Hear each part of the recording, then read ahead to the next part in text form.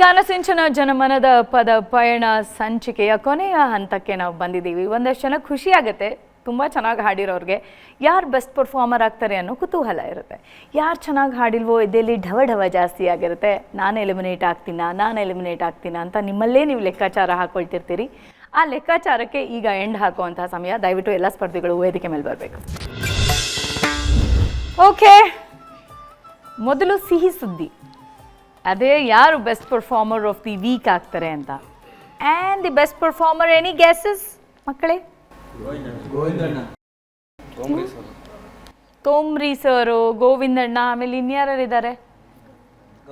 Gautami. Okay, ಹಲವಾರು ಹೆಸರುಗಳು ಬರ್ತಾ ಇದೆ. ಯಾರು ಬೆಸ್ಟ್ ಪರ್ಫಾರ್ಮರ್ ಆಗ್ತಾರೆ ಅಂತ ನೋಡೋ ಸಮಯ. And the best performer of the week is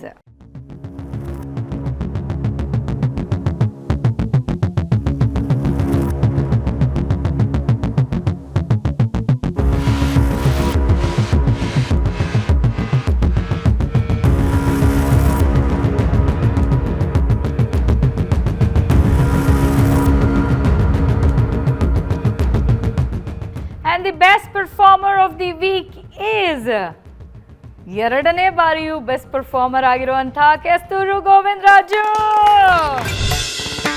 ಹೋಗುವೆಯ ತಂಗಿ ಕಣ್ಣೀರನ್ನು ಸುರಿಸುತ್ತ ಹೋಗುವೆಯ ತಂಗಿ ಕಣ್ಣೀರನ್ನು ಸುರಿಸುತ್ತ ಹೋಗುವೆಯ ಗಂಡನ ಮನೆಯ ಬಾಳನ್ನು ಬೆಳಗಲು ಹೋಗುವೆಯ ನೀ ಹೋಗುವೆಯ ತಂಗಿ ಕಣ್ಣೀರನ್ನು ಸುರಿಸುತ್ತಾ ಹೋಗುವೆಯ. ಕನ್ನಡದ ಹಕ್ಕಿಗಳ ಕುಹುಕುಹುಗಾನ, ಜನಮನದ ಪದ ಪಯಣ ಗಾನ ಸಿಂಚನ. ಕಂಗ್ರ್ಯಾಚುಲೇಷನ್. ಖುಷಿನಾ? ಖುಷಿ ಅಲ್ಲ ಮೇಡಮ್, ಎದೆಲ್ಲ ಡಬ ಅಂತ ಹೊಡ್ಕೊಂತ ಇದೆ. ಯಾಕೆ? ಪ್ರತಿ ಸಂಚಿಕೆಯಲ್ಲೂ ಈ ಕೊನೆಘಟ್ಟ ಬಂದಾಗ ಎದೆ ಹೊಡ್ಕೊಳುತ್ತೆ. ಇವಾಗೂ ಅಷ್ಟೇ ಭಯ ಆಗ್ತಿತ್ತು. ಯಾಕೆ ಅಂದ್ರೆ ಇದೇನೋ ಖುಷಿ ವಿಚಾರ ಆಗೋಗುತ್ತೆ. ಅದಾದ್ಮೇಲೆ ಒಬ್ರು ಸ್ನೇಹಿತರು ಹೋದ್ರು ಅನ್ನೋ ಒಂದು ತುಂಬಾ ಬೇಜಾರು ಅನ್ಸುತ್ತೆ ಮೇಡಮ್. ಅದರಿಂದ ಎದೆ ಸಿಕ್ಕಾಪಟ್ಟೆ ಹೊಡ್ಕೊಳ್ತಾ ಇದೆ. ಯಾರು ಹೋಗ್ತಾರೋ ಹಂಗೆಲ್ಲ ಹಾರ್ಟ್ ಬೀಟ್ ಜಾಸ್ತಿ ಆಗ್ಲಿ ಅಂತಾನೆ ನಾವು ನಿಂಗೆ ಇಲ್ಲಿ ಕರ್ಸೋದು ಎಲ್ಲರನ್ನು. ಓಕೆ ಖುಷಿನಾ? ಹೋಗಿ ನಿಂತು ಹೇಳು. ಖುಷಿನಾ? ಖುಷಿ ಮೇಡಮ್.